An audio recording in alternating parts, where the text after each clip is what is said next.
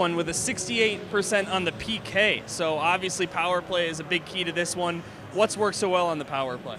We've got 5 guys that are all threats all over the ice. They're all such good puck movers, and watching these guys on film, they don't look like 68%. They got a pretty darn good kill. It looks like they block a lot of shots. So moving the puck around, being patient with it, trying to find our opportunities. And again, if you can take away the goalie's eyes, you have a good chance of scoring a goal. Dan Wood, thank you very much. Back up to you, Ryan. All right, Dylan, thank you so much. Dylan will also be joining me up here in the booth for the rest of the game as well. He's pulling double duty. He's a hard worker. We've got puck drop coming your way between the Hoosiers and the Blue Demons. We'll step aside for just a moment as we get set for our starting lineups and our national anthem.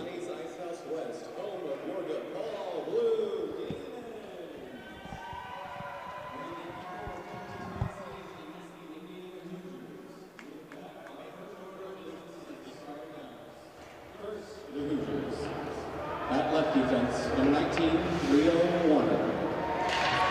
At right defense, number 4, Griffin Timmons. At left wing, number 3, Drew Michelle. At right wing, number 27, Aiden Simonu. At center, number 9, Andrew Chambers. And in the net is number 30, Sammy Billis. Now for your Blue Demons. Number 26, Josh Maloney. At right defense, number 9, Chris Lee.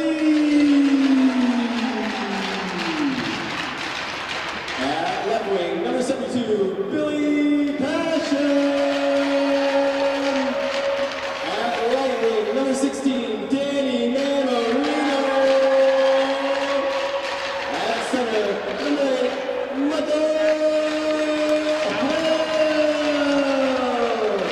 and in the net, number 31, Asher Motu. Ladies and gentlemen, at this time, please rise for the national anthem.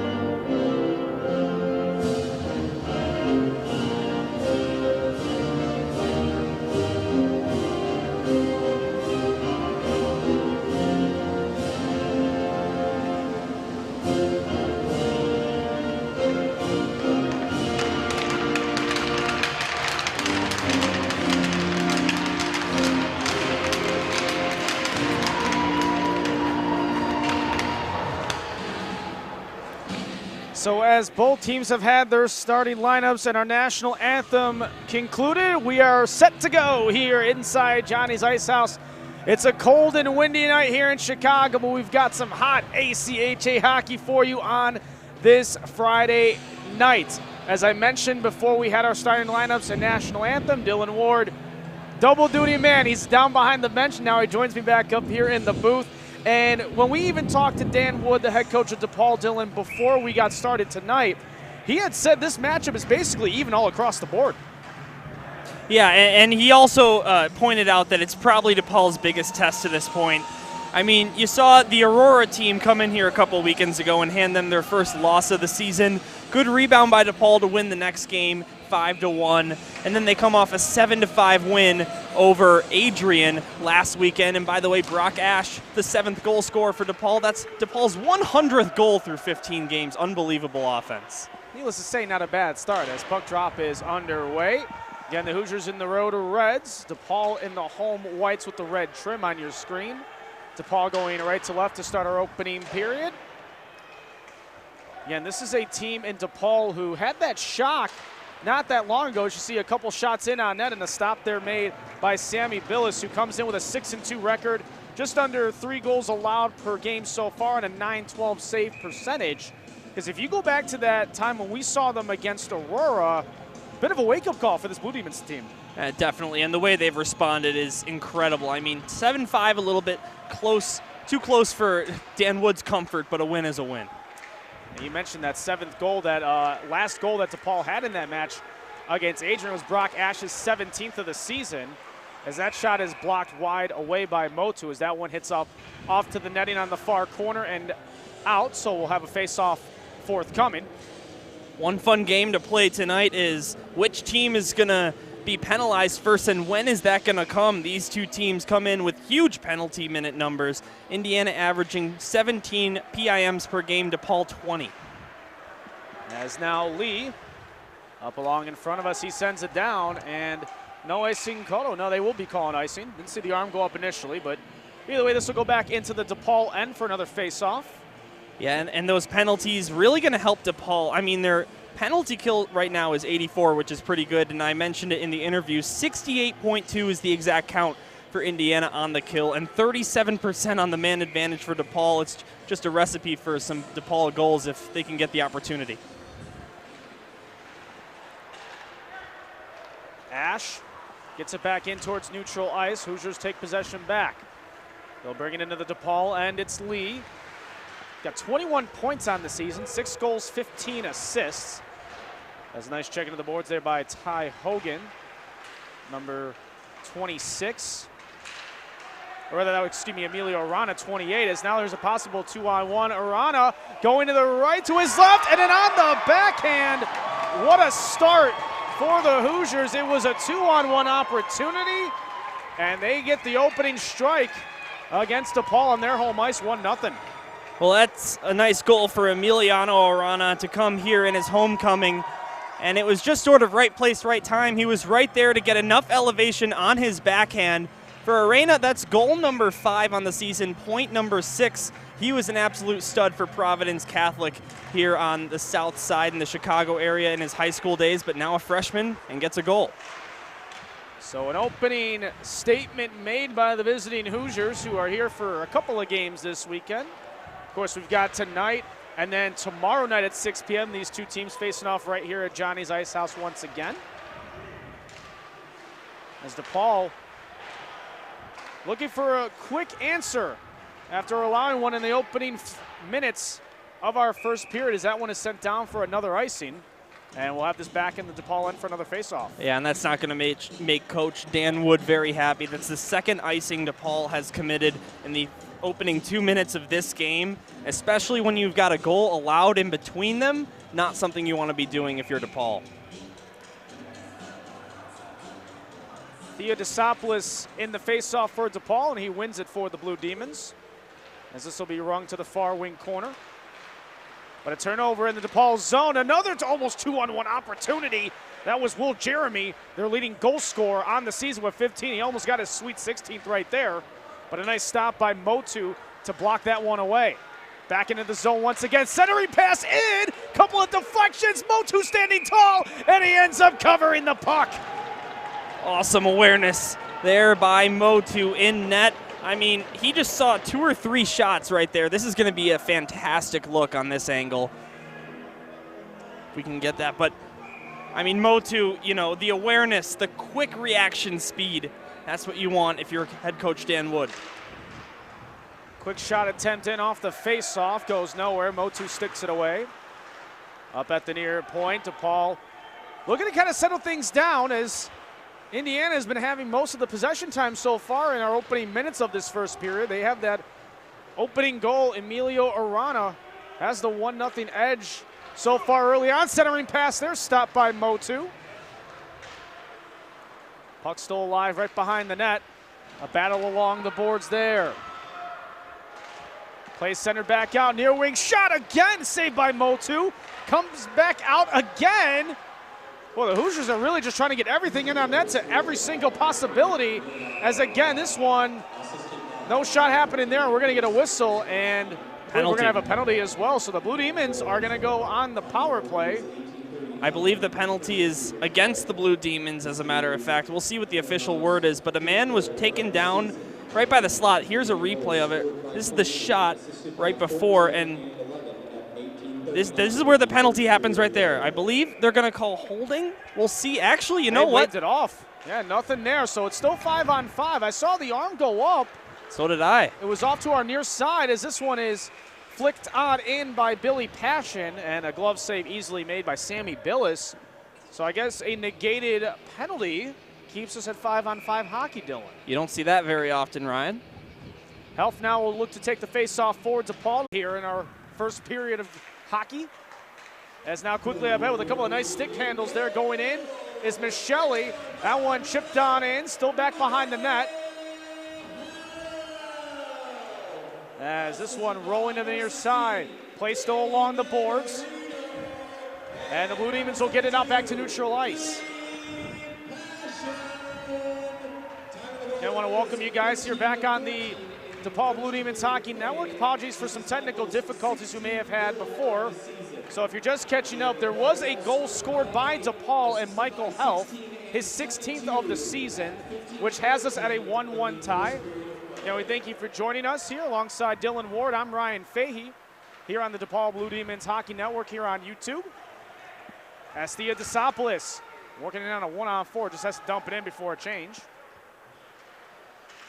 Leo Warner will leave that one off as it gets back to neutral ice. Secor had to dump it in. The Hoosiers look to go on the counter. Even Dan Wood said it. This is a speedy team in the Hoosiers, and they also come into it with size. Sometimes you'd like to say it's a carbon copy of what Depaul likes to bring to the table. That one will be shot all the way down. No stick had touched that puck, and it'll be an icing. Ryan, this is looking a lot like, I don't know if any of you viewers out there are fans of the professional world of hockey, of course, the NHL. Some crazy scores last night in the National. A couple 6-4s, 5-4s. We even had a 7-4, the Detroit Red Wings beating the Sharks, and 1-1 less than 10 minutes in, less than 7 minutes in. We might be following that pattern here. Well, you look at Indiana, too. They're averaging just under 6 goals a game. Depaul just under 7. Right. So needless to say, I don't think you were expecting a defensive stalemate coming into play tonight. Nonetheless, it's De Lorenzo with a shot. That one gets going just wide, as this one will get played back out to neutral ice.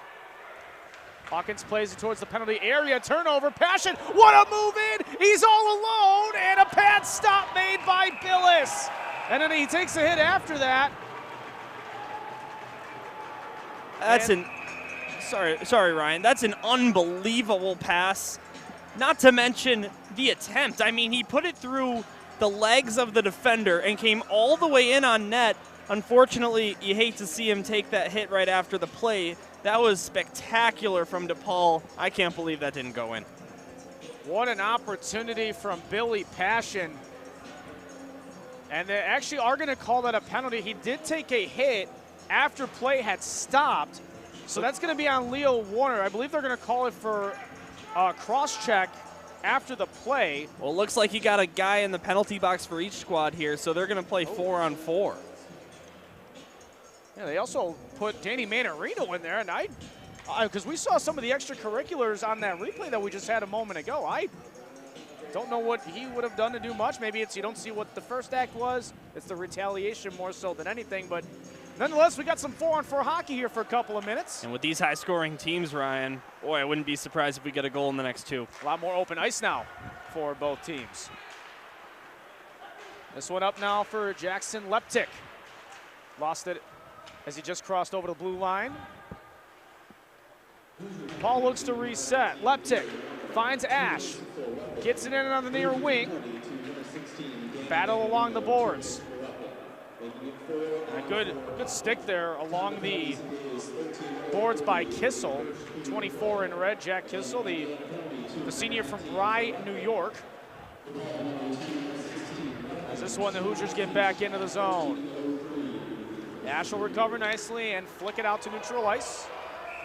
And get a whistle and... Touched by a high stick by Indiana. So a high stick will halt play momentarily.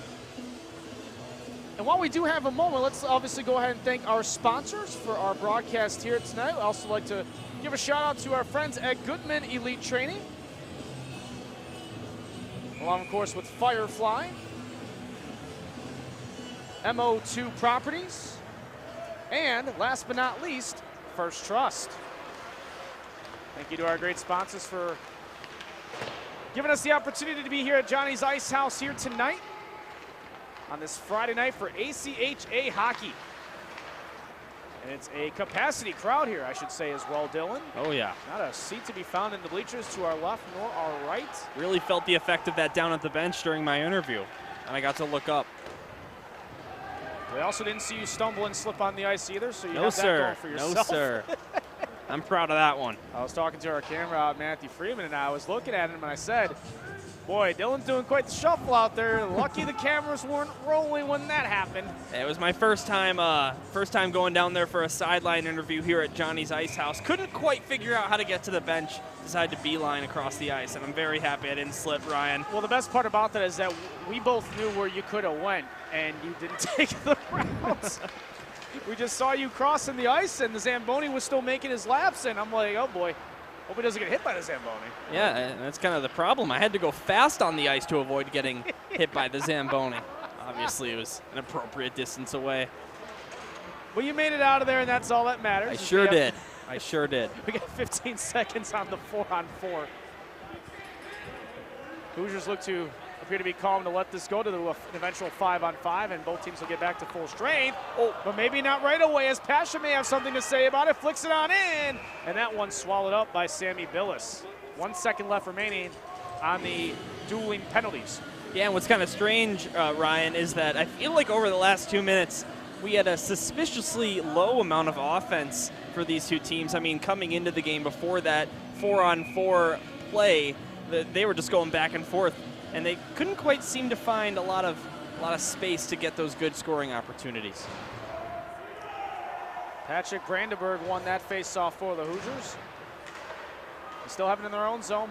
Penalties are now done. Both teams now at 5-on-5 full strength. Oh, and a great stick there by Lee to stop that attack from developing any further, as that one got into the Depaul zone. Theodosopoulos, look on the backhand, looks for reinforcements, nobody home. As that one will get out to the far boards, and this will get brought back out to neutral ice. Now on the Blue Demons' end. Circling and gaining the zone is Jack O'Flaherty. But nothing doing there. That actually hit off of a skate. That was Presta. He's in a one-on-one battle. More Hoosiers join it. And that one does go outside the blue paint, so that shot won't even count on the stats. That'll be an offsides. Ryan, it didn't look like they were going to call it at first. They waited a half second on the whistle. I was about to get in there and say, you got to call that offsides. I mean, that's about as clear as it got, and I'm sure our cameras had a good pickup of that too. But good pickup by you. You made the call before the whistle sounded, and so props. Well, I don't want to always revert back to this, but my best commentary was when we had that technical difficulty. Nobody heard it. Yeah, right? Might as well say that. It's all downhill from here. Nonetheless, still tied at 1 as we're now halfway through our first period of action. Guys, you missed some pretty fun stats from me. Too bad. This is our golden hour, golden moment, I should say. As this one, the Hoosiers now have it maintained back in the zone. Plocky will still keep it in, but not anything doing there, as there are no Blue Demons down deep in the corners. So the Hoosiers now have it back. Back to neutral ice. And escaping one defender, it's Raft. His shot in, stop made by Motu. Secor now rings it around to the far side. Newton will get it back to neutral ice. Finds it over to Marcelletti. That one was sticked on back into the DePaul end. They'll settle things down in their own zone. 9-10 now to go in the opening period. We're tied at 1. Leptic was bodied off there, as this one was wristed on in, and another flick there. That one just gets out to neutral ice. Not a lot on that one. That was interesting. I think that one was meant to be probably sent in a little bit more deep. As the Hoosiers now gain it, they throw it down into the zone. That takes a bounce, finds it over to the far side. Off the shot attempt there from Gustafson. Motu been standing tall nicely here in this first period. As now back out to neutral ice we go. Pass to the left side for Ash. Brock Ash trying to make a play on it, can't. Lost control of the puck, and the Hoosiers regain possession in their own zone. Jeremy, the leading goal scorer on this Hoosiers team on the year with 15, coming into action tonight. As this one is wristed on in, blocker side made, stopped there by Motu. Back out to neutral ice as this is settled down and the Hoosiers dump it in to make a change. Motu to the near side as he finds this one now over to Grisbeck. Up along the boards off the pass. Go, centering pass, nothing doing there. Hoosiers still have another chance, a second. And that one blocked side again by Motu with the right pad. Asher Motu with a clinic in net so far.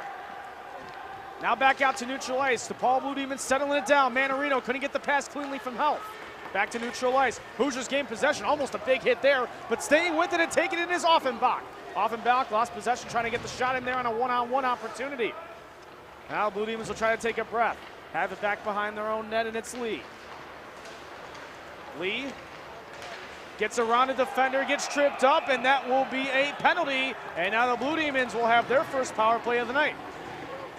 And going back to that interview one more time with Dan Wood, pre-game, the power play is something he emphasized. Just to remind you, for the third time, Depaul with an outrageous 37% on the man advantage. Indiana with a 68.2% on the kill. So if you're a betting man, you might say that Depaul has a good chance to score a power play goal here in the next 2 minutes. Passion, Maloney, Lee, Health, and Leptic, the five out there for the Blue Demons. You may call this their big power line for offense, especially when they have the man advantage. Health will circle it. Give it over to Passion. Near wing, gets in, fakes, shot, blocked away. Leptic has it in the near corner. Looks, finds an opening, Lee from the top. As that one actually kind of skittered back out in front of the blue paint. Blue Demons will still maintain it though. Passion surveys to Lee. Didn't get it cleanly, but he still recovered. Lee trying to look at flick it in. This one off the side of the net. And again, Health will maintain it. Back behind the net. Wraparound shot over to Passion. He fell down as he was shooting it. No call, we play on. Health was prepared to take a hit, still kept the puck. Back to Lee. Minute 10 to go now on the Blue Demons power play. Passion. Out of the back for Lee. Stick was lost momentarily, tipped on in. And Leptic with a backhander. That one was blocked. Not sure if it was the goalie or a defender in front, but either way, stays in the zone. Leptic flicks it in, and he scores! Ooh, that hit off of a Hoosier defender. Bottom line, power play goal, 2-1 Depaul. And I think it is going to be Leptic that gets credit for the goal, Ryan, as we take a look at perhaps a replay, but you were right. He just shot it from the left side. It hit something on its way. Here we go. So you got Billy Passion up high, left point. He gets it to Leptic. Left circle. He just goes for the shot here. And it's sort of hard to tell, but without any doubt that hit something in front. I believe you're right. I think that was Wool Kicker. It hit off of his right leg, and it went into the back of the net. So sometimes you're going to have a little luck on your side, and that's what just happened there for Depaul. So either way, it still works. It's 2-1 on the scoreboard. You give credit to Leptic. So he gets the PPG, increasing the Depaul power play percentages. And what I say about talked that power about, yep. play. Yep. Yeah, you were right on call about that one. And I mean, we saw a good 5 or 6 shots come in before that one eventually came in. So it was, no matter what, a very effective power play. So 2-1 lead for Depaul, under 5.5 to go in our opening period. What a lot, what action we've had here in our first almost 15 minutes of play. Back now to neutral ice. Raspenik now dumped it in. And Ryan, you hear Billy Passion getting credit on the PA system here. I'm not sure if that hit him on the way. I really don't think so, but I'm with you. I think it's Leptic. I thought it was Leptic too, but we'll always get good clarification later on. But nonetheless, this one will stay in the Indiana zone momentarily before they'll bring it out to neutral ice. Jack Gustafson. I know, Dylan, you're familiar with a lot of these Hoosiers from your coverage with the SHL.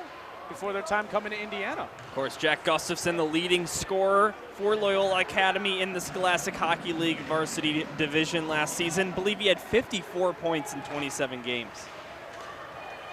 A 2-point night average is not bad, as we'll say. Nope. As this one kept in, Leptic. Ooh, he almost had that one settled down for a prime opportunity, but it was a bouncing puck on him. Now Ash centers it. Ooh, didn't get over there cleanly to Newton as he was trailing in late. Ash wants to center it, nobody home. That was deflected in front. Leptic, though, does rip a shot off. Hits off the right pad of Sammy Billis.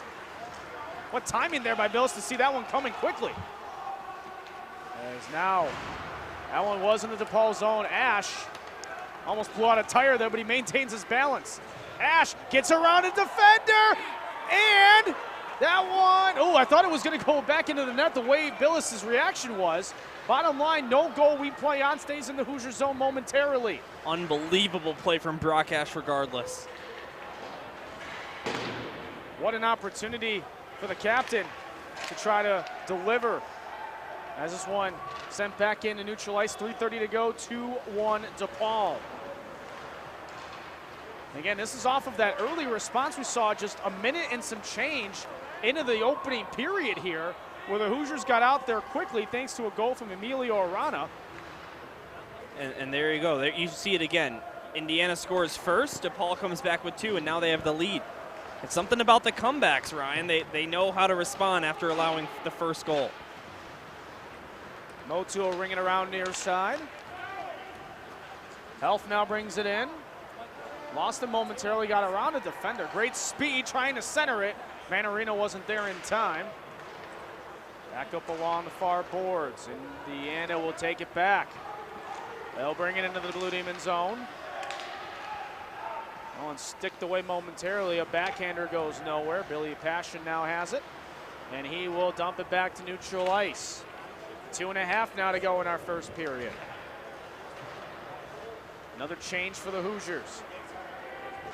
Griffin Timmons brings it back out. Back into the zone, Manarino centers it. Nice pass for Passion. That one blocker aside by Billis again. That one stays in front, and it's a goal. Boy, I think they hit off of the backside of Billis. Bottom line, it's a goal for Danny Manarino, and it's 3-1 DePaul. And it's another deflection off a red sweater. We'll take a look at the replay here.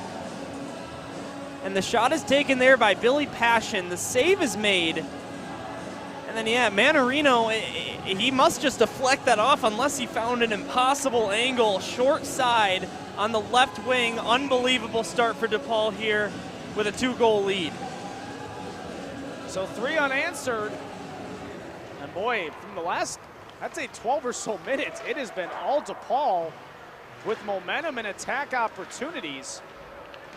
So now you've had goals for Health, Manarino, and Leptic on the power play. As that one almost skipped, a little scare there as that one hopped out in front with a lot of open ice in front. As that one was shoveled on back in, Motu made the stop there. Up along the near boards. Centering shot there, blocked out in front. As this one will eventually get out to neutral ice. Off to the far side. Blue Demon faithful making their appreciation as the goals announced. Simino with the centering back as this one gets off to the back. That one got stuck in the wardrobe area momentarily there for Presta. As a nice move around by Thea Desopoulos. As this one will get rung around to the near side. Approaching a minute to go in the first. Presta at neutral ice, backhands it back in, blocked out before it got into the Indiana zone. As that one, ooh, and almost taking a hit towards the helmet area there was Austin Williams. Or actually, rather, Ray Myers, excuse me. Under a minute now to go. That would have been a high stick if actually Gustafson would have made contact with the puck. As this one, Newton trying to deflect it back into the zone. That one, look out to the stick, whoa! Our PA announcer almost got hit with a stick over the boards over there. I think he partially did, Ryan. Hope he's okay. Approaching a half minute to go. As not often do you see a stick fly like that. As this one actually hits out in front there for Billis. He didn't see exactly where it went. Look out. And now an opportunity for the Hoosiers in a possible 3-on-2. Taking it on in there is Gustafson. Was bodied off nicely by the defensive Josh Maloney. And now it's Ash the other way with 13 left. Almost runs over a Hoosier. Oh, and that's going to be a penalty. He took the stick, and Motu will play the odd one with 5.6 left. And I mean, you saw that clear as day. He took the stick and kind of did a little whack-a-mole style hit to the back of the helmet. Yeah, Brock Ash knows it too. He made a beeline for the penalty box. It's going to be high sticking. Usually you don't see the stick go down to hit the face area, head of a player. Usually you see it go up, but hey, that's high sticking whenever the stick makes contact with the head. And, you know, with 5.6 seconds here, the majority of this Hoosier power play is going to take place on fresh Zamboni ice. So it'll be the Hoosiers to end it with a power play and start it in period 2. So they do call it a high stick, as you said, Dylan. Although the big uproar was more so of the hit down on the helmet. And I think that might be what the officials were convening about. Well, they're right there talking about it. Yeah. So you got to wonder, could this be more? Actually, it's going to be a 5-minute on Sportsmanlike, so it is 5 minutes.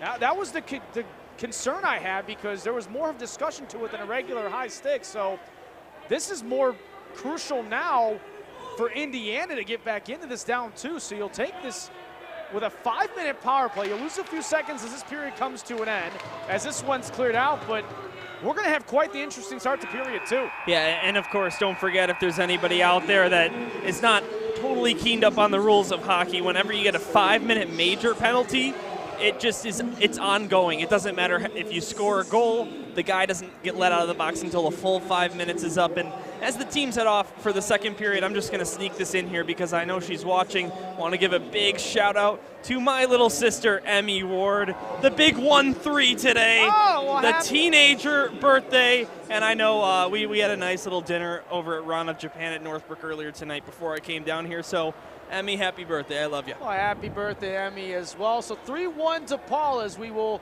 step aside and get set for period number 2 in just a few moments. Don't go away here on the Depaul Blue Demons Hockey Network.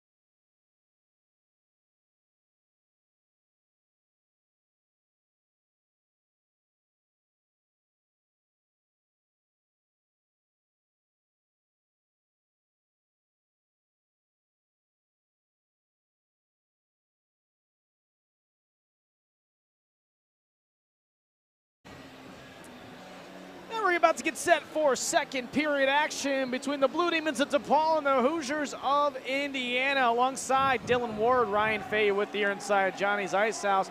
Action-packed first period. It was 3-1 after 20. Your initial thoughts on that first 20? Well, I'm going to go back to what I was talking about earlier in the broadcast, is DePaul's, their response to allowing the first goal by Emiliano Arana there.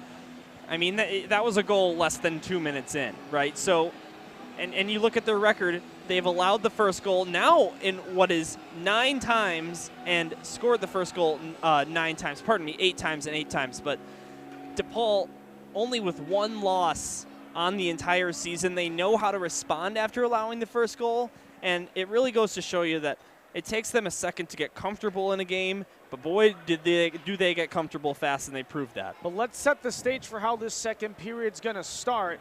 It's not 5-on-5, it's 5-on-4 for Indiana for 4 minutes and 55 seconds. Yeah, and 4 minutes and 55 seconds, regardless of if they score a goal or not. Obviously, the major penalty keeps Brock Ash in the box for that full 5 minutes, and, you know, fortuitous for Indiana to draw the penalty with just 5 seconds left in the first period, because now they get a fresh sheet of ice to work with on the power play. Their power play comes into this game just about as good as DePaul's, 35.9%. DePaul's penalty kill, 84%. So a little bit less of a disparity in numbers than we saw with the DePaul power play Indiana PK, but Indiana's going to work hard, and they've got 5 minutes to do it. Helf and Jeremy to take the opening face-off in period 2, and we're underway. So again, it's a 5-on-4 for now, 4:45 and counting, no matter if a goal is scored or not, as Dylan pointed out. And the fresh sheet of ice gives more advantage to Indiana to cut down this 2-goal deficit that they face. Goals from Michael Helf, Danny Manarino, and look out, oh, actually not too far to our left. That one, again, there's no netting in front of us here for the majority of the rink, and that one actually got into the crowd. Everybody okay? The puck has now been flicked back into play.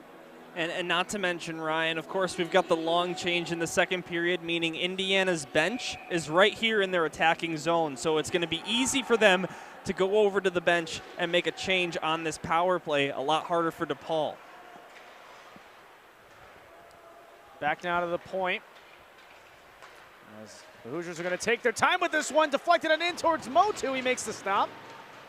And this one will get back out towards the back again. Over now to Tommy McDonald. That one will get back in now behind the net. Centering shot. That one right pad again by Motu.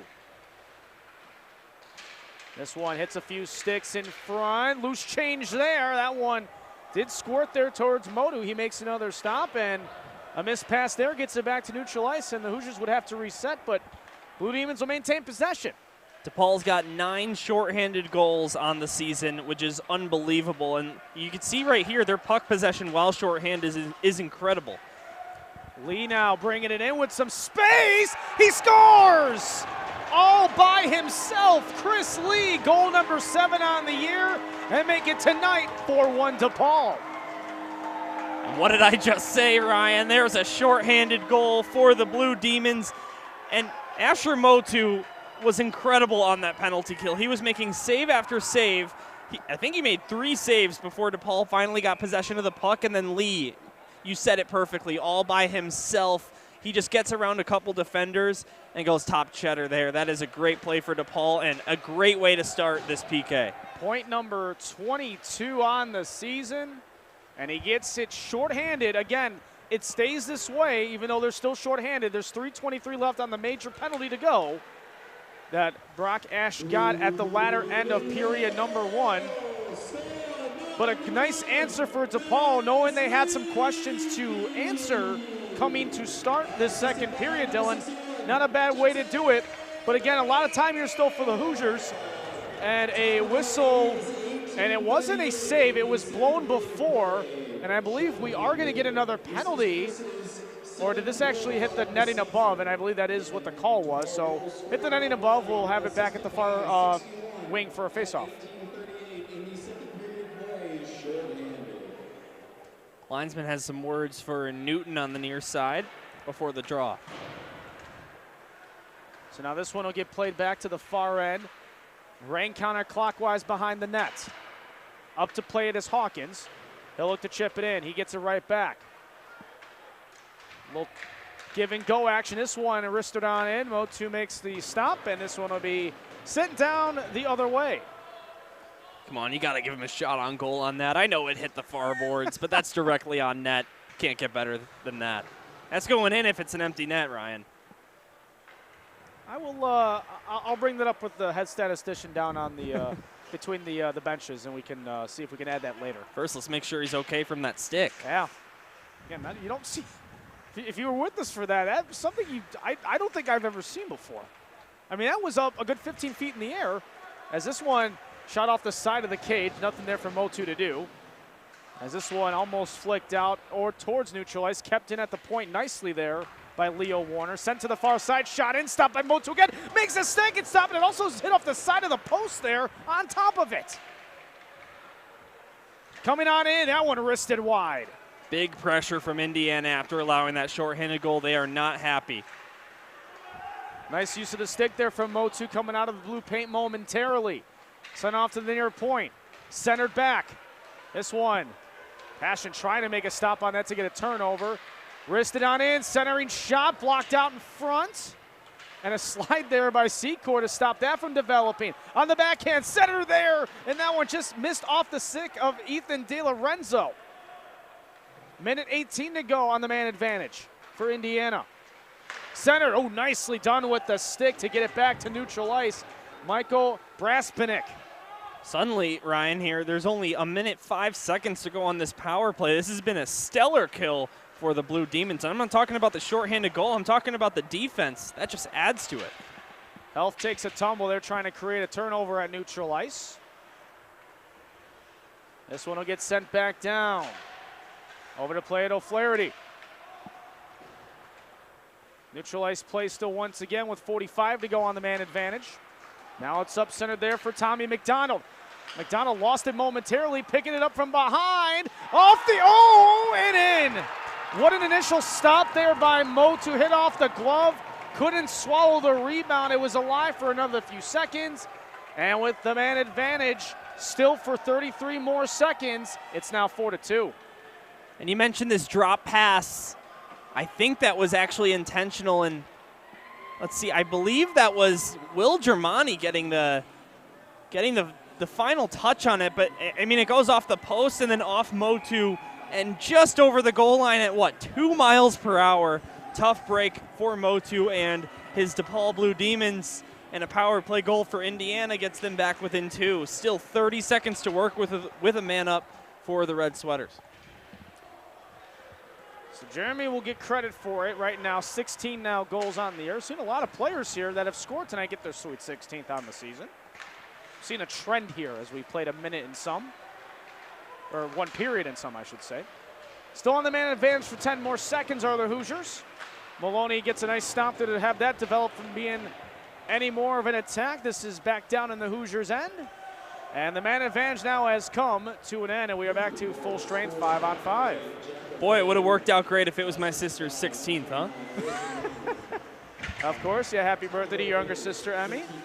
Whoa. That one actually almost came up to our booth here. Dylan would not have made the catch on that. Better luck next time. It's like when you go to a baseball game, you got to bring your glove to the ballpark. Nice backhander there as it finds Newton. As Passion trying to pick it up the loose change, or rather Ash, will keep it in the zone though at the point. Works to his right. Into the wing, shot there, blocked, and it hits off the boards. Back and around it goes again. Up in front was Ash trying to get a redirect. Centering pass there, nobody home now for Maloney at the point. Cross ice, ooh, and a one-timer shot there from Plotkin, nobody home. Didn't get a lot on it as that one hit behind the boards, behind the net. This one will get trickled into the Depaul zone momentarily before being sent back out to neutral ice by Plotkin. Plotkin hit off of his right leg back into the Hoosier zone.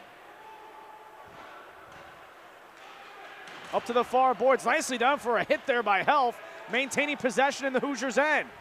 Trying to center that back in, nobody home. All was found was ice. And this one will be dumped in by the Hoosiers as they'll go off for a change. Trying to still keep the play going there was Andrew Chambers. And we had the chance actually to speak with Chambers a little bit before tonight's game as well, knowing a lot of the players that you knew from the SHL on top of it. Yeah, of course, Stevenson, Patriot alum. From the Lincolnshire area in the north suburbs of Chicago. As a couple of Blue Demons get tripped up together, and a point-blank save once again made by Asher Motu. And that was Emiliano Arana with the shot from the left circle. He has a goal in this game already. Providence Catholic's leading goal scorer from the CCHL last season. Of course, that being the Chicago Catholic Hockey League. Not Central Canada. Thanks for clarifying. Anytime. Marcelletti will dump it in. Cohen tried to chase after it, but was not able to get there in time. Almost a developing turnover there for Billy Passion. And this one gets back out to neutral ice. Oh, and looked like that was Plocky there. Ryan Plocky was kind of a little miscombobulated with what he wanted to do with the puck in neutral ice. As this one may develop more as a centering pass just hit off of the stick of Arana once again. Didn't get a clean feed of it. Otherwise, he would have had a point-blank opportunity. Is now up ahead, it's Michael Brass-Pinnock. Shot in off the right pad. Second chance opportunity also blocked away by Billis. And this one will come to the near boards and back out once again. Here come the Hoosiers on the counter. Up ahead in a possible 2-on-1. Oh, and a missed opportunity there as not being able to get the stick on that one was Gustafson. Back the other way now, it's Manarino on the backhand. Manarino can't get a shot, tried to center it to Passion, couldn't. Plocky at the point. Shot was blocked out in front. Back to neutral ice we go. It's a 2-on-1 for the Hoosiers. It's Gustafson again. Can't get a shot on it. Good defense by the Blue Demons. Centering pass there, nobody home. Settled down, blocked out in front again. I think they actually hit off of a Hoosier, but back out to neutral ice it goes. What action here in the last 45 seconds. Big hit out in front of us right below. And the Blue Demons settle it down. Have possession of neutral ice momentarily. Play right below us again. Hoosiers get it back in. Shot there, blocked out in front. As that one was Ryan Plotke, number 25, to get his left leg to make the deflection. Still into the Depaul end. Centered up in there. Second chance, third chance, and even more. And the whistle goes, and I believe they whistled it because they didn't see the puck. Yep. The Indiana faithful that have made the trip, not a fan of that whistle. No, and you know, we talked about it earlier in the broadcast. A lot of people here at Johnny's Ice House West tonight, and you could see very clearly on that replay, ooh, it was not covered, and I mean, boy, to take the words out of your mouth, Ryan, not very happy on this left side of the rink here. Yeah, I mean, you could see the puck on the replay. Good look by our crew. Matt Freeman on the cameras and our director, Will Jenkins, doing all the great work behind the scenes for us here tonight. We'll be back here tomorrow as well. And I'll have Wes Anderson joining me tomorrow night for the second of the back-to-back between Depaul and Indiana for a 6 p.m. puck drop right here on YouTube. Should be a good one. This game's getting physical. The offense has come aplenty here through a period and nearly half. Up to the near boards and the Depaul zone, Newton, or rather Indiana zone, excuse me. Newton will ring it in. Trying to pinch in on that one was Sam Solode.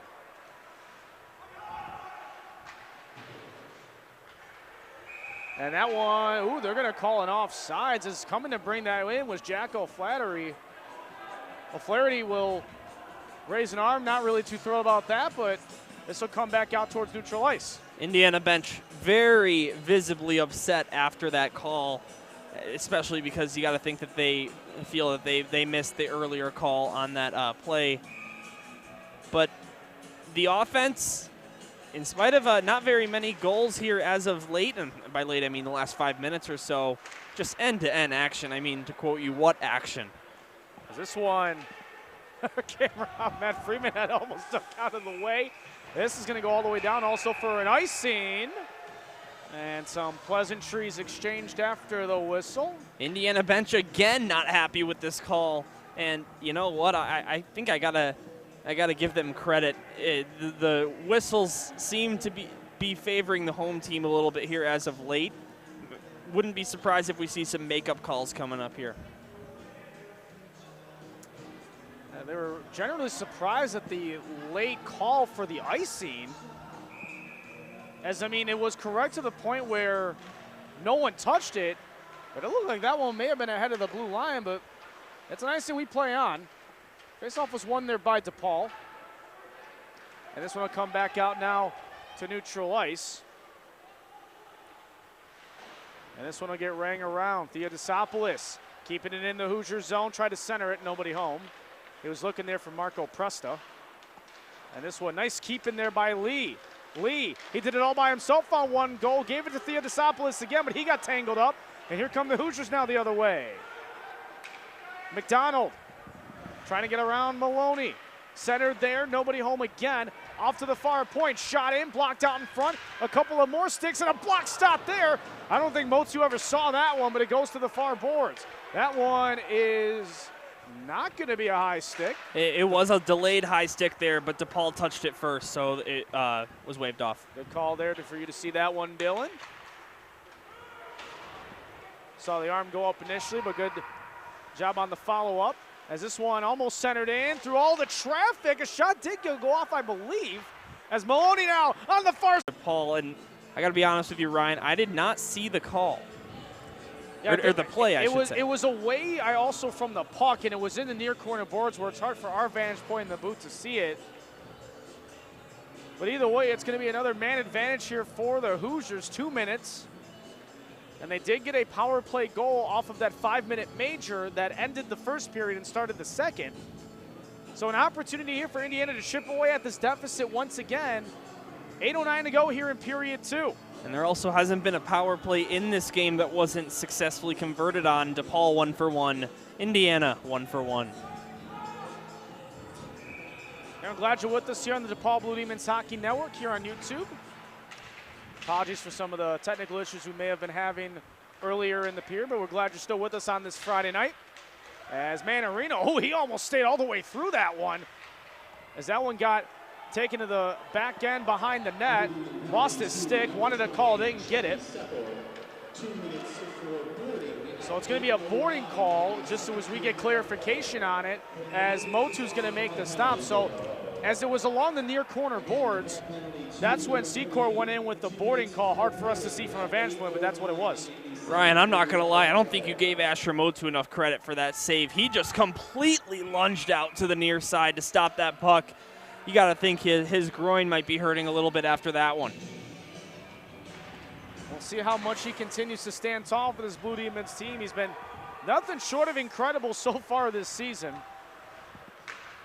As this one played up along the far boards, and a turnover at neutral ice. Here's Brock Ash.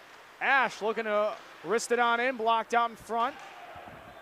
As that one, nothing developed any further, and here come the Hoosiers now. Again, man advantage for Indiana with 1:10 to go on the power play.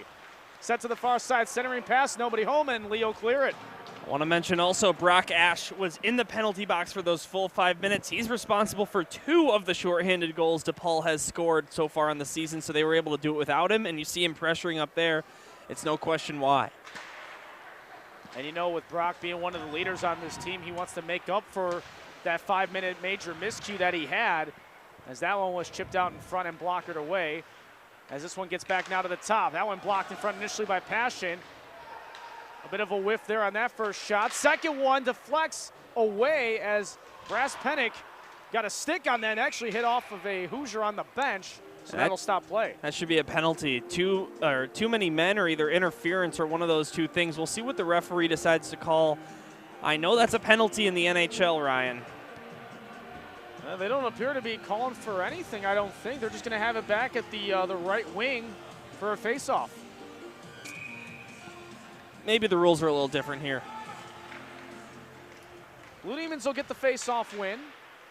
If they don't win it for long, as this one, that's going to hit the net and stop play. Especially, I can't believe they had that face-off in Indiana's attacking zone. I mean, if you interfere with the puck while you're on the bench, I mean, it's too many men. That goes without saying. But if you're not going to give a penalty, I think you at least need to move the face-off down to Depaul's attacking end. I really don't get that call. So Passion for the face-off for Depaul. 6:33 to go here in period 2. 4-2, Depaul with the lead. Little Skrillex there on the loudspeakers. Haven't heard that song in a fat minute. 12 seconds to go on the Hoosier power play. As this one to the far side, centered out in front, blocked away, and then cleared back down, and that should kill off the remainder of the Hoosier power play, and we are back now to full strength. The first failed power play by either team. Indiana now 1 for 2 on the man advantage in this game. And that one almost hit out in front. Passion trying to hit it like a baseball. Catch it in the air, but nothing doing. Here come the Hoosiers now back into the Blue Demon zone for a moment. As that was Theodosopoulos with some good defensive work there at the far point. Maloney will send it down. He wants to find Passion, couldn't get it to him cleanly though. Newton has it up at neutral ice. Theodosopoulos will set it back to Maloney. Maloney will wrist it ahead.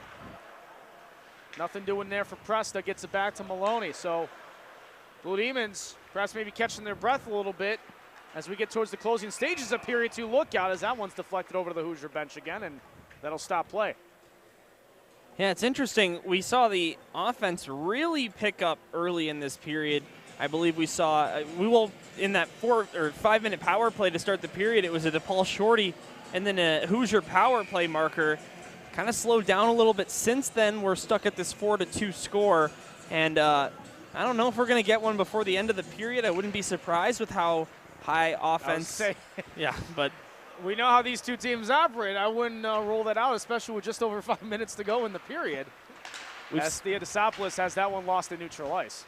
Well, we've seen the chances from both teams, Ryan. It's just neither team has been able to find that perfect opportunity. Michelle, oh, that one actually hit off of Salode, who, that one, is that going to be off of another Hoosier on the bench? Yes, it is. Well, that is a hot area for the puck to go. Since we do have a moment, though, let's also give an opportunity to thank our great sponsors to help us out with our broadcast tonight. Sponsored by Goodman Elite Training, along with Firefly, MO2 Properties, and last but not least, First Trust.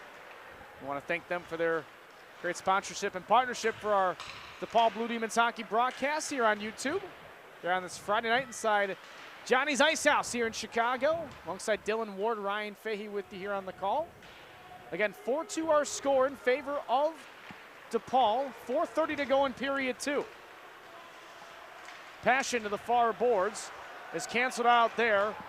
And in the end, it's Waslu to try to dump that one back in.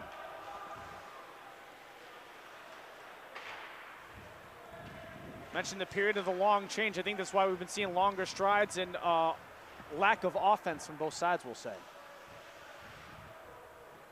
Hoosiers are going to take a breather as well. Boy, pace has really slowed down on top of it the last couple of minutes. Yeah, no kidding.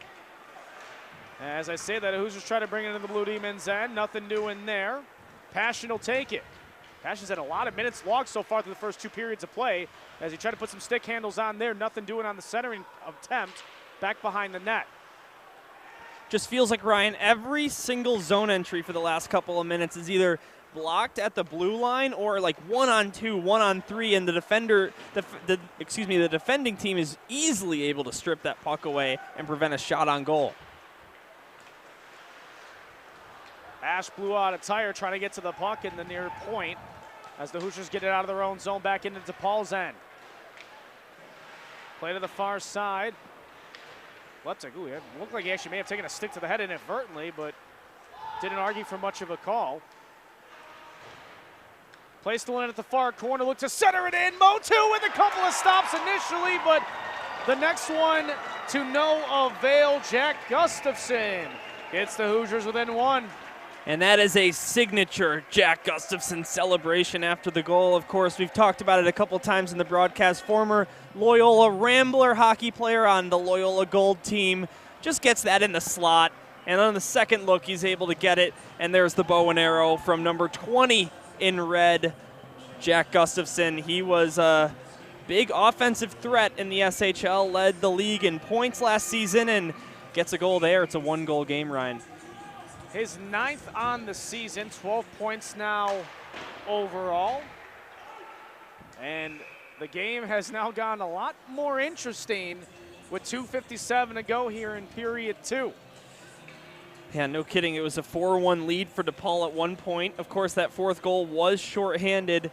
Indiana able to find the power play goal and the one right there. And, boy, I mean, hockey's such a momentum game, and we've just been talking about how slow it is and how poor these offensive entries are. But now that Indiana has got one, I wouldn't be surprised if they find their fourth before the end of this period. Now, so as a heads up, Dylan will be heading down to the benches to talk with Dan Wood once again and get his thoughts on what's happened so far through the first 40 and look ahead to period 3. So we'll have that coming up for you in a little bit. As Theodosopoulos with a good block there as Lee tries to chase it into the zone as we have 2.5 to go. Centering pass to Wu, was looking for Lee to be right in his wheelhouse. I don't think he anticipated the puck coming to him. Either way, Lee now does have the puck, centers it forward, and Preston couldn't get a shot off. No, it hit off the shaft of his stick, it appeared, couldn't get it right down to the bottom of it, as now Preston with perhaps a second chance. Looks to center it, and Theodosopoulos is blocked out to the near side. And we get a whistle behind the play. I think we're going to get coincidental penalties below the goal line. Yeah, it was Presta along with, trying to see who that was over there. I believe that was Ray Myers, 16. Yep. So Presta and Myers, we'll see what they call. Is it going to be offsetting? Their officials are going over to the books right now. Wow, you know what? It might not look like it. No, that's going to be, it's going to be a man advantage for Depaul. Let's see how much. It'll be a regular 2, it appears. Yeah, so should be 2 on that play, but I am shocked. I mean, I didn't see the scrum behind the goal line. I just saw both guys kind of going at it.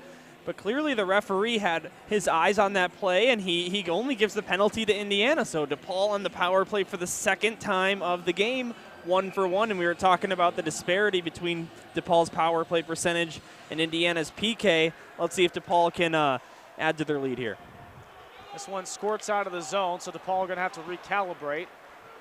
Game clock and power play clock essentially the same, and on a 2-on-0 power play goal. It's Passion. It's 5-3 Blue Demons. Billy Passion is now the 5th unique scorer in this game for Depaul. It is his, get ready for this, 19th goal on the season. He's second place on this team, 17th in ACHA Division II, and it's just a pretty passing play all around. Depaul power play gets to work again. They've restored their 2-goal lead. It only took 12 seconds of power play time to get one back. And you can kind of hear the energy from the Depaul bench now after getting that one. You could sense some nerves maybe starting to have crept in before that power play had commenced. And now you can see the Blue Demons maybe take a bit of a breather before we end the closing stages of period 2. Leptic looking to maybe add some more as that centering pass finds nobody. As that shot in from the point goes nowhere as well as this is dumped back in. Icing is gonna be called. Indiana is not happy again. I mean, you can see the guy that went down and won the race on the icing, I think that was DiLorenzo. He was pissed at the linesman there. He had some words for him. So it was a roughing call on that led to the Depaul power play formally. Then you see the hybrid icing. So there is that part of this with the ACHA rules. But of course, Indiana has not felt they've had a lot of calls go their way here in period 2. So Lee also gets credit for the assist on the Passion power play goal. If you couldn't hear it through our headsets. It's loud here. So the Hoosiers will settle it down as they've got a minute to work with down 2 here in period 2.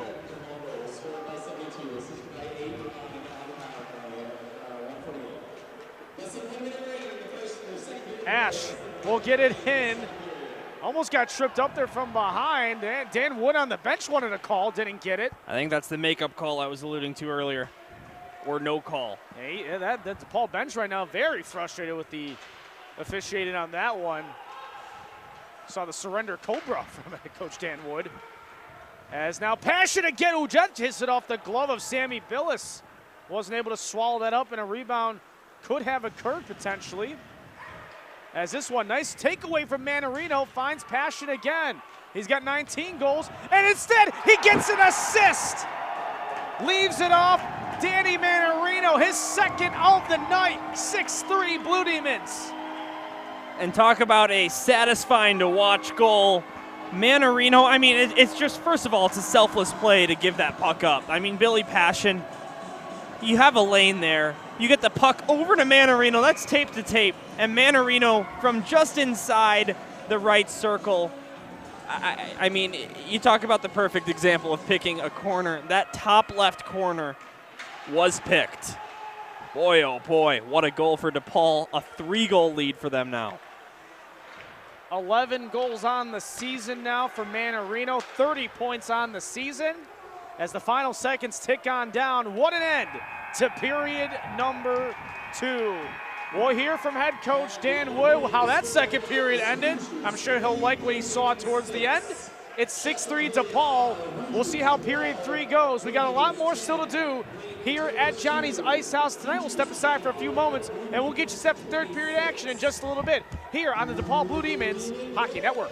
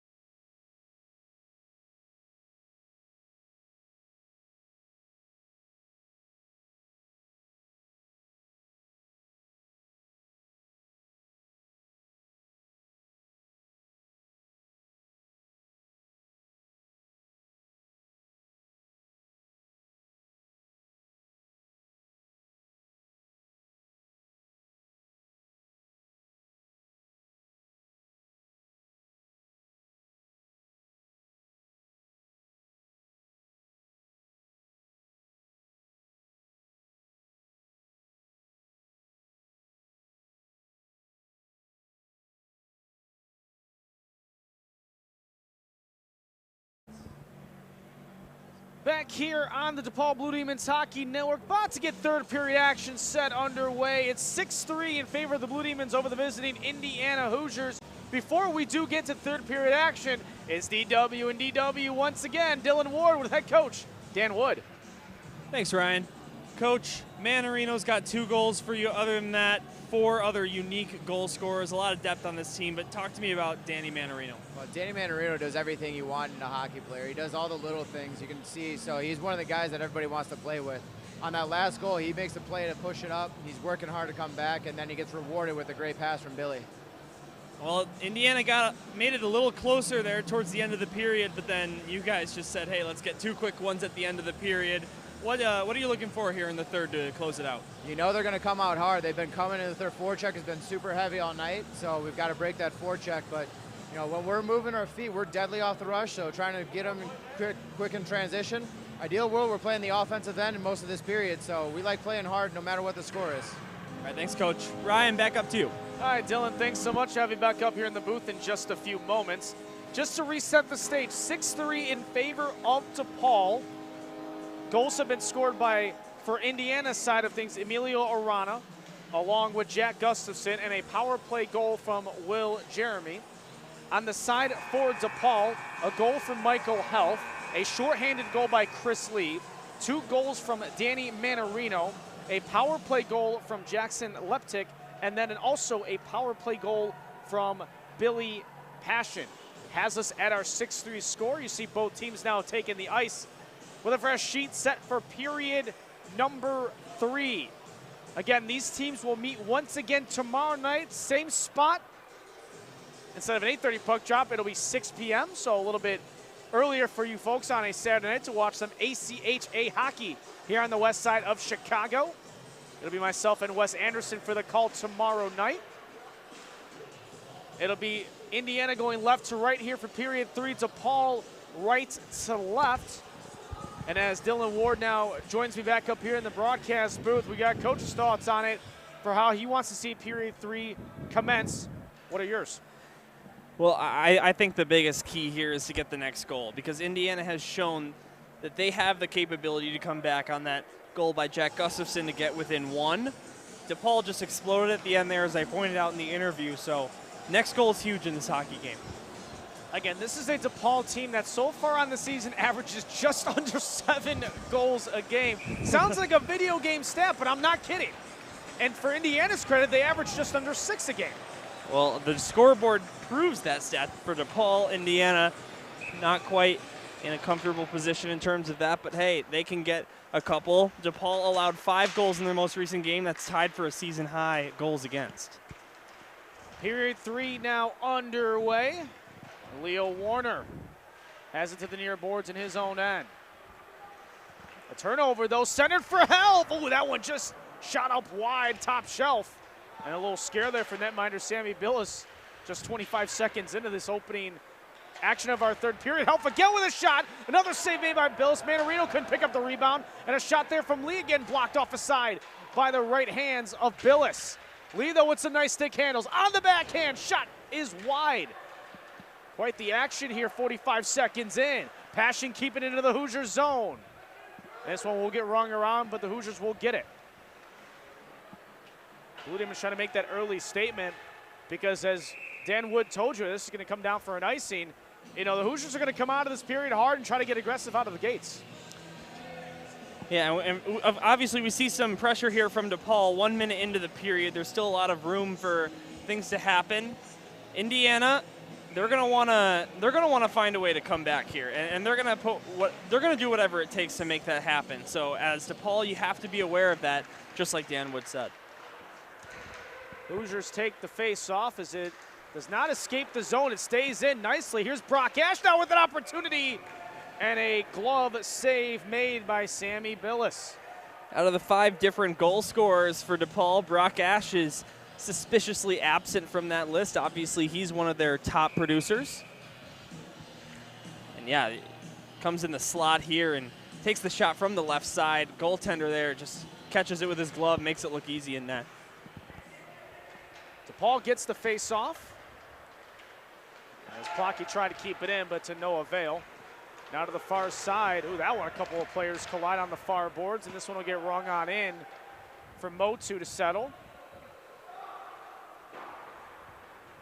And again, this is a Blue Demons team that had their 100th goal scored in that last matchup back on Veterans Day on the 11th against Adrian, where it was a 7-5 victory. And it was that 7th goal that led to the team's 100th on the season, courtesy of Brock Ash, who at the time then, that was his 17th goal of the season. Big play hit along the boards there as this one gets centered back out into neutral ice. As this one coming up the other way, Flocky on a 2-on-1 and into the back of the net. One stick handling ability by Lucas Theodosopoulos. 7-3 Depaul. Unbelievable for Depaul right here as we see the buildup. Theodosopoulos into the zone, and that is just an unbelievable tip. That's right at the blue paint, and a perfect angle on that. The puck kind of slowed down on its way into the net. But Theodosopoulos, I mean, you just talk about putting your stick at the perfect angle. That's a great goal for Depaul. And there is that next goal. Got it just 2 minutes into the third period. As now to this far side at the wing, that one is blocked off. And a whiff on a shot as they were looking to center, that being specifically Adam Offenbach. Also an SHL alum that Dylan has brought up a few times throughout our broadcast tonight. Presta looking to center for Theodosopoulos. Presta along the boards. Presta, backhand, blocked wide.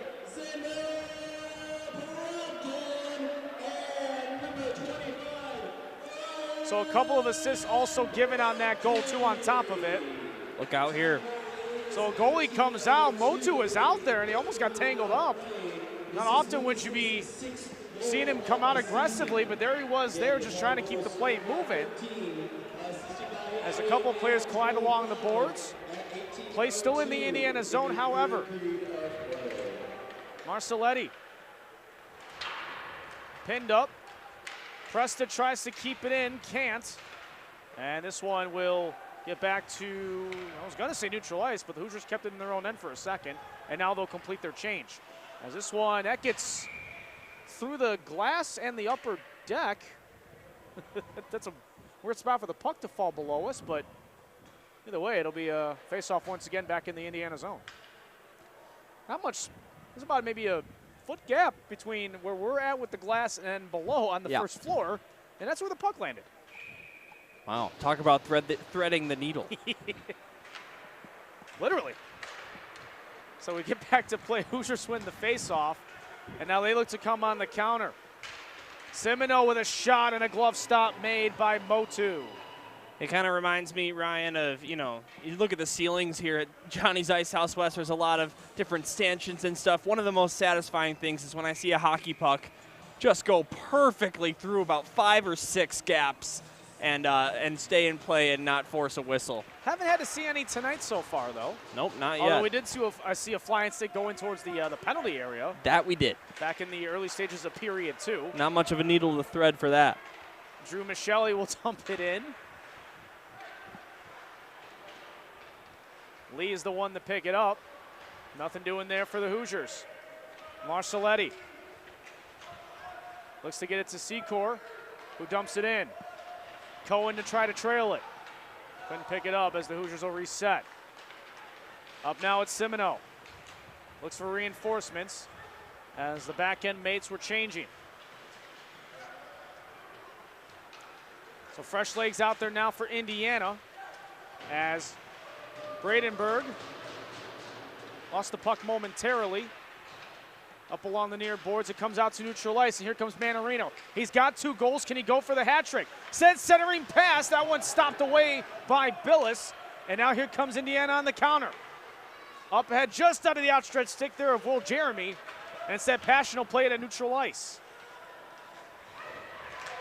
Brass Pennick. Had it for a second, then lost it again at neutral ice. As Plocky will send it in. And that will not be an icing. He played it ahead of the blue paint, or the blue line rather. That took a funny bounce off the stanchion connecting the glass and the boards. That's why Indiana gets the puck here. Motu settles for Plotke. Brings to the far side and a turnover in their own zone. And Manarino will recover it, and it gets back out to neutral ice once again. Gustafsson got boarded up there nicely. Good job by the Depaul defense to thwart that from developing momentarily. As this goes now to the far point for Goodfellow, as that one is shot wide. Plotke back behind the net, looking to clean it up, can't. And instead, Braspenick will get it over to the far side for Newton, and a turnover at neutral ice. This one rang in, back into the Blue Demons end. Motu got to make a decision, gets it up to Ash on the near boards. Centered wide and stays in. Good keep in by the Hoosiers. Off the boards and eventually cleared out as the Indiana back end will make a change.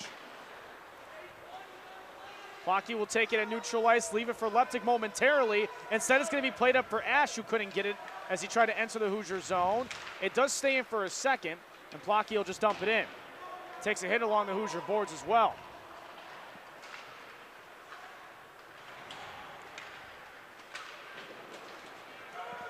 And a bit of a slip there as it's a possible 2-on-1 and a left pad save made by Motu. Play still goes. Depaul on the counter. Here comes Ash. Had a fumbling puck, settles it down, but it's going to be offsides.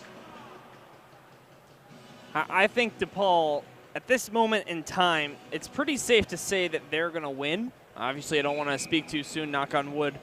But, I mean, one more goal for Depaul is probably going to put this away. I think the defense is going to step up here.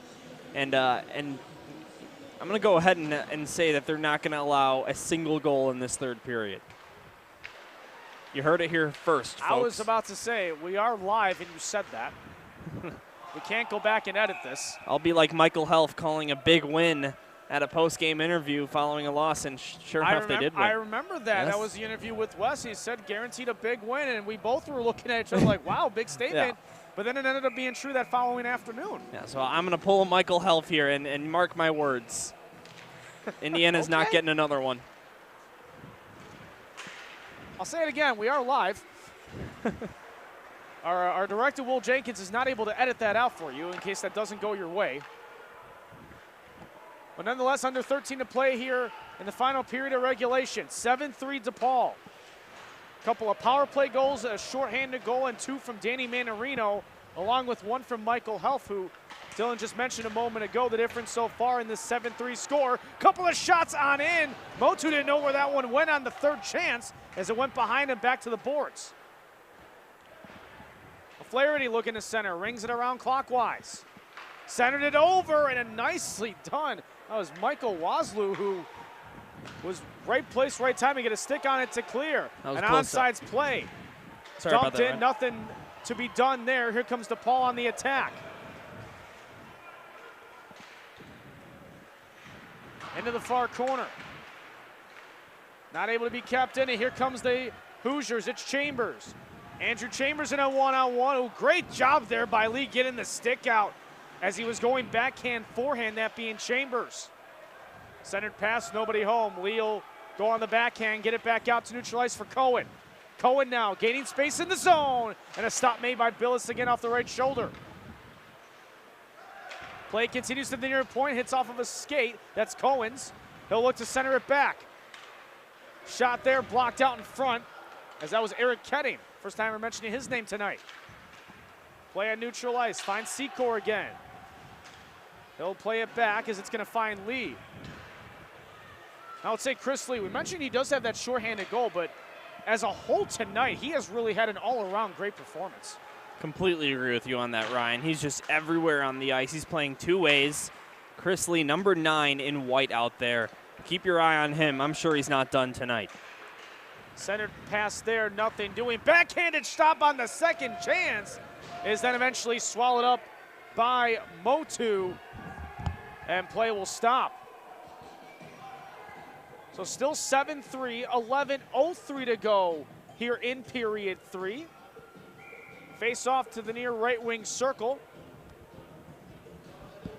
It'll be Helf and Jeremy to take it And the Blue Demons win the faceoff. Manarino, who could be looking for that hat trick with 10:54 to go here in the third. As this one shot in, that was Helf again. That one was deflected wide. Back behind the net around the boards. Passion looks to center, nobody there. Gets back out to neutral ice, and now it's a race for the puck. And the Hoosiers win that race for a second. That was De Lorenzo almost getting a breakaway opportunity, but the Blue Demons begged to differ. Back into the Hoosiers' end. Rung around to the far side, and Leptic almost goes for a ride into the bench area of Indiana. Words were exchanged for a moment. We play on. An onside play back into the DePaul zone, and once again, any Indiana attack the last few tries here, Dylan, it's been immediately stopped by DePaul. They're not letting anything develop in their own zone. There's a penalty behind the goal line. Brock Ash is going to go. Cross-checking the call. Give one more look at that here on our replay. You'll see left side of your screen. Yep. Got him right up between the numbers. So you mentioned the getting one back that DePaul got. Who was going to get that first goal to start the third period to really set that tone? But still life here now for the Hoosiers is they're going to be on the man advantage for possibly up to 2 minutes. Yeah, and we alluded to it earlier. Brock Ash took the 5-minute major penalty, so now he's at 7 penalty minutes on the day. He's one of their best penalty killers as well. So DePaul, last time he was in the box, Indiana scored on the power play. And also, there was a shorthanded goal for DePaul on top of it, so it did kind of balance out in a sense, and we got a whistle, and do we have another penalty? It looks that way, Ryan. I'm not sure. The trailing ref in the corner that we are a little obstructed by made the call, and I think Indiana's going to go this time. We're going to play 4-on-4 for the second time of the game. So a break then for DePaul as Jack O'Flaherty slams the door in frustration. The DePaul bench up in arms about that. You can't do that to the doors here at Johnny's Ice House. Hey, especially not here at home, right? Yeah. So 4-on-4 for 1:52. As Jack O'Flaherty not happy with that. Frustrated in the bench, not even sitting right now. Standing right by the door as play gets back underway. Oh. Dumped into the DePaul zone. Up to the far side. So the penalties will get announced. Again, 4-on-4 here. And that one a glove save made by Motu once again. Flashy 1-2 from Motu. He makes the windmill save on that shot, flashing the leather. As we'll see it again here. The shot comes from the left side, top of the circle, maybe more of the slot.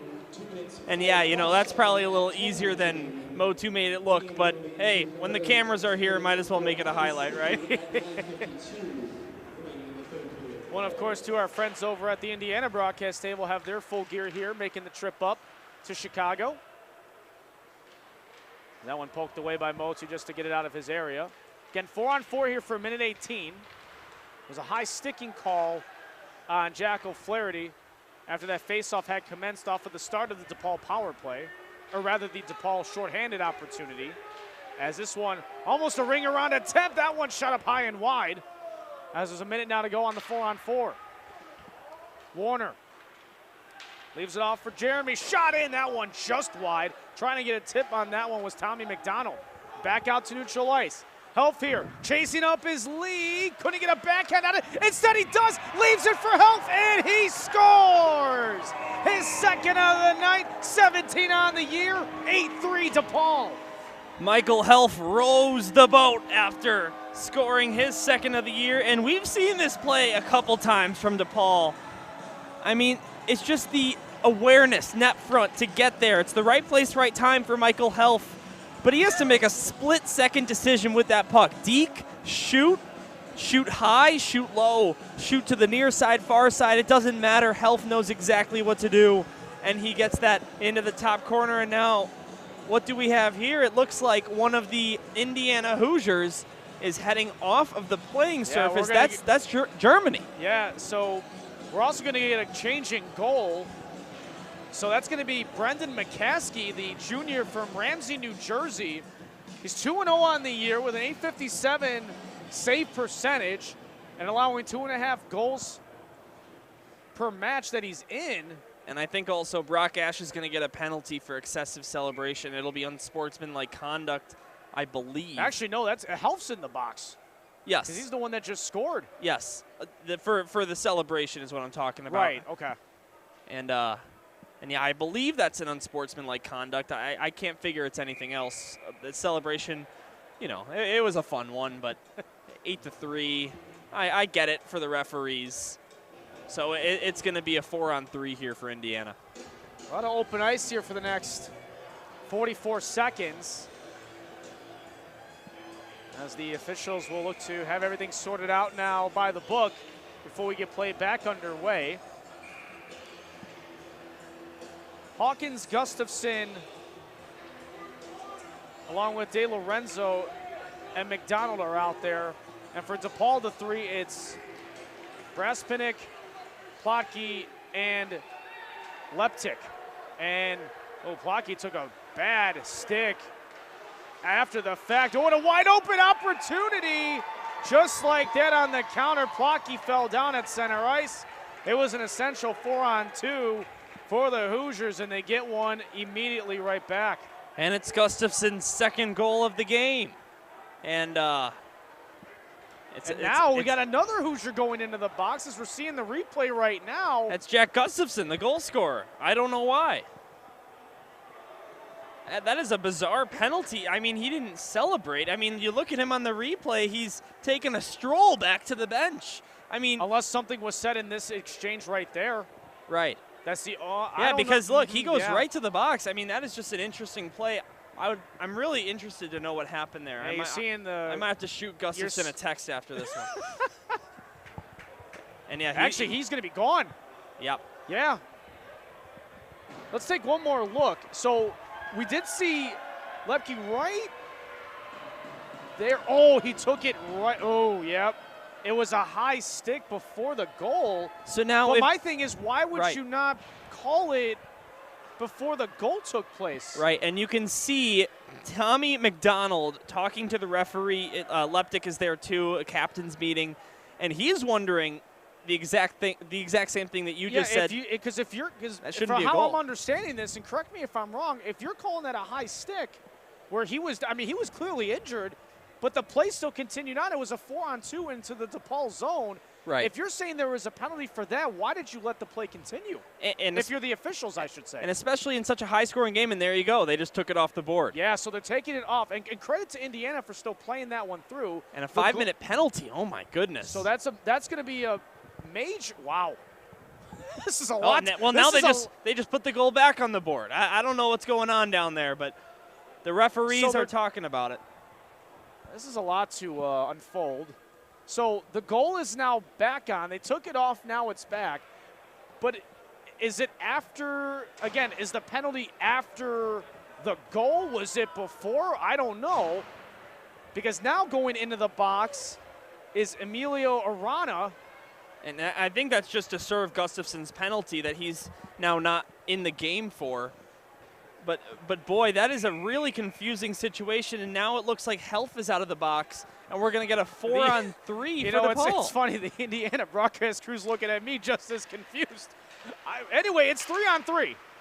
I think it's 4-on-3. DePaul's got 4 out there because Helf came out of the box. So, boy, because it was a man advantage for Indiana, so he would come out of the box. Okay, yeah, I get that. That would make sense. Gosh, so the announcer will have to catch up on a bunch of goals that have been scored and all these penalties. So you're going to hear that in the background. Anyway, back to game action. Lee now has it in the Hoosier zone. My brain is still rattled from the last couple of minutes. 3-on-1 here. And here comes a counterattack now for the Hoosiers. Left side shot, blocked away, made by Motu. That one skittered back towards his area. Help is able to push it away as it now goes over to Lee. If you're Tommy McDonald there, I'd like to see a pass. He has 3-on-1. His angle is not that great. The captain of the team, I'm a little surprised he doesn't go with a pass. Boy, this game's becoming a little bit of a mess, isn't it? Yeah, a A little bit. I mean, considering Gustafson's no longer in the game, and then you've now gone ahead and had Jeremy now serve into the box for that specific penalty. So this 350 is going to go stay on there, even if DePaul does have a goal, like we saw this earlier on in the second period, as the play is stopped there by the new netminder in Brendan McCaskey. So it was a game misconduct on Gustafson, just to reset there, because there was a little bit of confusion of having the goal versus not having it. So it was a game misconduct after the goal. It had nothing to do with Plocky taking a stick to the face area. He then gets ejected from the game. So Jeremy then serves that 5-minute misconduct. That's a lot to unravel. Gosh, my brain hurts, Ryan. Yeah. Let's move on from all that. If you're keeping score at home, I hope you kept up. Yeah. If you're keeping score at home, just give up. It's not worth it. This one's sent back into the Hoosier zone. Again, it'll be 5-on-4 here for DePaul now for 3 minutes and 12 seconds and counting. Centered over for Newton. He would have had an A+ opportunity. So Presta has it back behind that centering pass there. Manarino looking for the hat trick, and we get a whistle. That's because of the goal. The goal being off its post. Yep. And again, some more chirping after the whistle. Manarino and Chambers maybe asking what the dinner plans are tonight.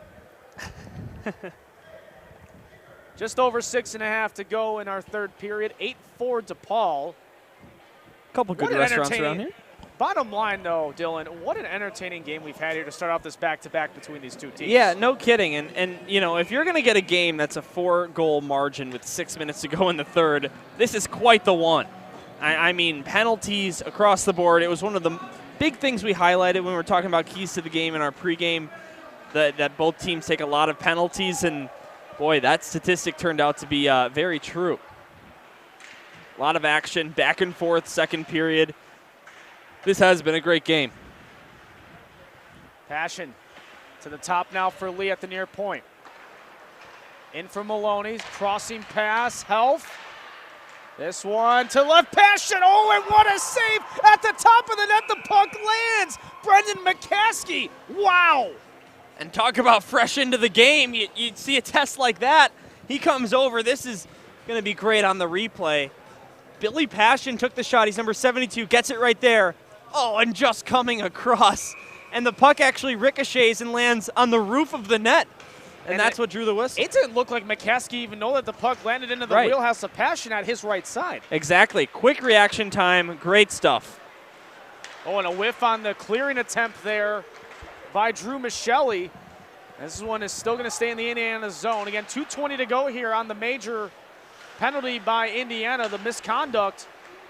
As Ash, looking to center, gets blocked off body-wise. Shot in, that one just wide to the far side. Press now keeps it at the point, at the top. Dances in, over to Ash. Shot deflected in, and it's a hat trick for Danny Manarino.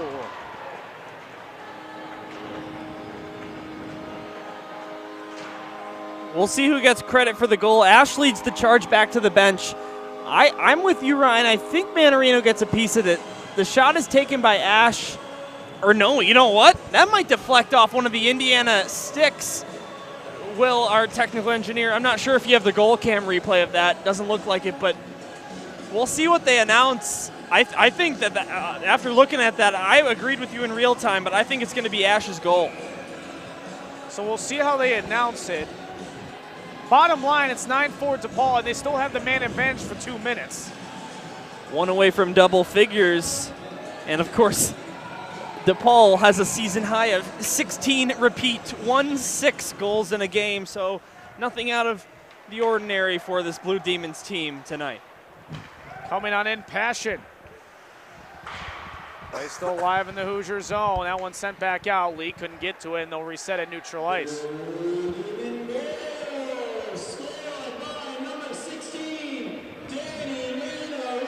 Good call, Ryan. So they give the hat trick formally now to Manarino as that shot's blocked wide on the backhand by Leptic.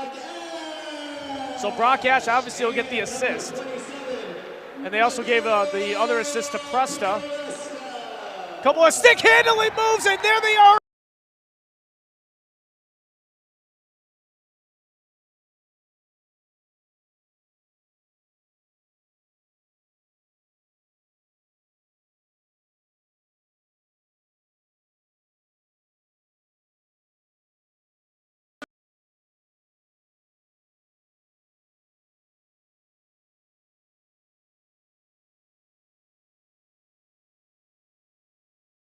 major, that's what can happen, and with a team that's already so offensively talented, man, what a game.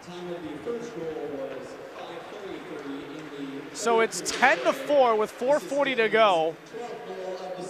Of course, Dylan will go down in a few minutes to talk with our player of the game in a few moments. You would have a lot to pick from, I should add. I think I've got an idea. Oh, you're going to leave me as a surprise. Okay, I like That's right. it. Okay, sounds good. That's No right. problem. Whiff on the shot there as this one just gets out now of the Blue Demon zone. It's a possible 2-on-2. Theodosopoulos looking to go on the backhand. That one was deflected wide. Play to the far boards. Presta looks to advance it in more. Centering blocked out as it goes now to the right side. Over now to Xander Plotkin. Presta. 15 still on the man advantage. Shot in, deflected up off the glass, and it goes over to Theodosopoulos at the near wing. Presta cannot keep it in, goes back out to neutral ice. And Ryan, it might be worth pointing out here as the penalty ends that Depaul, sometimes you wonder, when is too much? When have you scored too much? When is it not cool to keep the pressure on? Here in the ACHA, it never is, and that's why you see a 16-3 final for Depaul earlier this season. The standings in terms of win-loss actually don't matter. It's the rankings that determine your playoff seed, Absolutely. and plus-minus goal differential is a huge factor of that. So if you're Depaul, you do not want to stop here. You want 11, you want 12, you want to keep going until these last 3 minutes are up. A 2-on-1 possibly there, and a nice blocker save right side by Motu off the attempt from Will Jeremy. As that penalty's ended, both teams at full strength. That one deflected a couple of times. Motu didn't know where that one was officially, as this one gets ranged wide and around. Chambers battled up along the boards. As Dylan will head down now, get ready for our post-game interview that we'll have for you right after the conclusion of this one, and this one on a one-timer from the far side. Hard to see from our vantage point. We'll get one more look at it. Either way, it's 10-5. See if we can tell from our angle here. But either way, it's a goal for the Hoosiers. We'll get formal confirmation on it in just a second. So Indiana still trying to chip away here with 2:31 to go.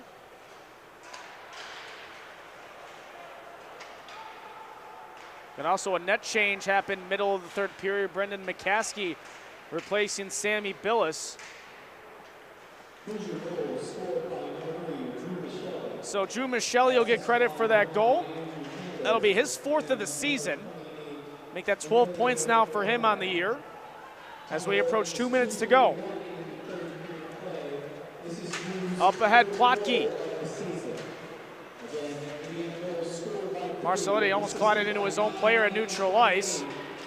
As again, the Hoosiers trying to play aggressive here for the final minute 50. Backhanded shot there is blocked out, and Marcelletti now will come the other way. Has some room up in front of him as he brings it into the Indiana zone. Waits for reinforcements, couldn't leave it off for Charlie Secor though, as the Hoosiers get it back. Minute 35 to go.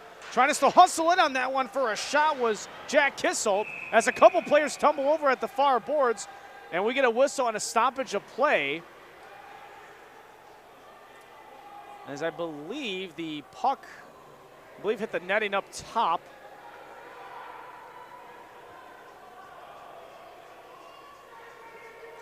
So it'll be a face-off at the far left wing circle. Can't imagine Indiana trying to go empty net here.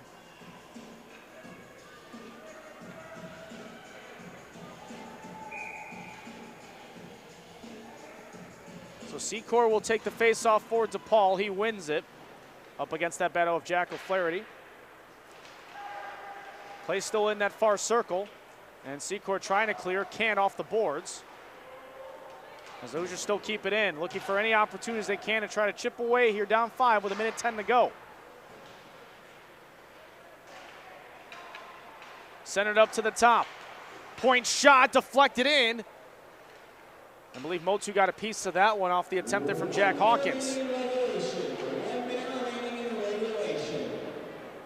Again, we'll be joined once again by Dylan Ward with our player of the game once this one concludes. Is up ahead, Theodosopoulos on a breakaway opportunity. That one just saved wide off the stick of Brendan McCaskey. He has had a couple of nice saves and some highlight reel moments when he has taken over through the middle stages of this third period, replacing Sammy Billis, who got the start tonight.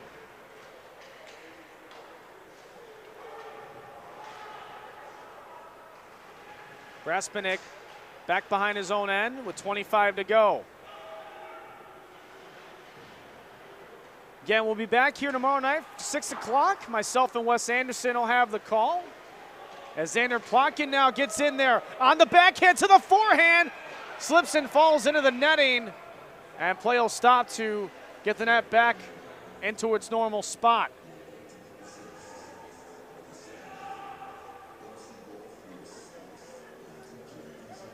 Get one more look at that breakaway opportunity. Just kind of ran out of room and collided with the netminder in McCaskey.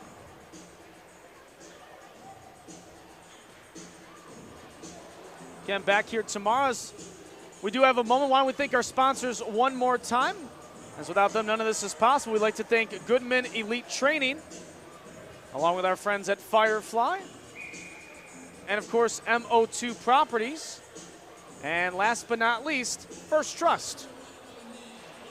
So they actually moved the faceoff back out to neutral ice for a moment, as because of the net coming off the Morting, the final seconds are going to tick on down, and an impressive win to start off this back-to-back stretch for Depaul. 10-5, the final. What an impressive showing all across the board. A lot of highlights, some confusion along the way. But in the end, it's another victory for the Blue Demons, who have had a tremendous start to this season. 10-5, the final tonight. As we'll see Dylan Ward talk with our player of the game, and Dylan Ward is standing by with the man with the hat trick, Danny Manarino. Dylan, take it away. Thank you, Ryan. First of all, we got to ask, we weren't sure if you got a piece of that third one. Did you get a hat trick tonight? Yeah, I got my backhand on there. Yeah, that's what we thought. So I could have gave it to him, but my buddies are here, my grandpa. So.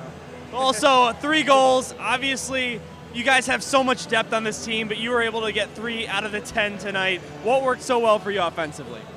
Honestly, it was the third and fourth line, just getting the momentum in the D zone. They were kicking ass, or kicking butt in the D zone, and giving us momentum for the top lines to finish on our grindy goals there in front of the net. You guys are great on special teams. Talk to your coach, Dan Wood, about it. Unbelievable power play conversion. You get 2 more tonight. What worked so well on the power play, and not to mention 10 shorthanded goals on the year? Definitely the shorthanded goals are a huge factor. We have probably the best PK in the league with Brock and Lep and Helf. And the power play one, usually they vary on their chances, but we kind of have a competitive, in practice we're kind of competitive between power play 1 and 2. So we're trying to, it's a race who has more goals by the end of the year. So. No doubt. Hey, we'll be back here tomorrow. Good luck. Yeah, thank you. Back up to you. All right, Dylan, thank you, and thank you to the hat trick man, Danny Manarino, as well. Again, we are back here tomorrow night, 6 p.m. puck drop. These same 2 teams will go at it once again. The Hoosiers and the Blue Demons. Another victorious Blue Demons game tonight. Final score once again, 10-5. For our great crew behind the scenes, Matt Freeman on the cameras, our technical director, Will Jenkins. For my color commentator and behind the benches tonight, Dylan Ward, I'm Ryan Fay signing off. Back here tomorrow night, 6 p.m. Wes Anderson will be on the call with me. This has been another presentation of Depaul Blue Demons Hockey on the Depaul Blue Demons Hockey Network. See you tomorrow.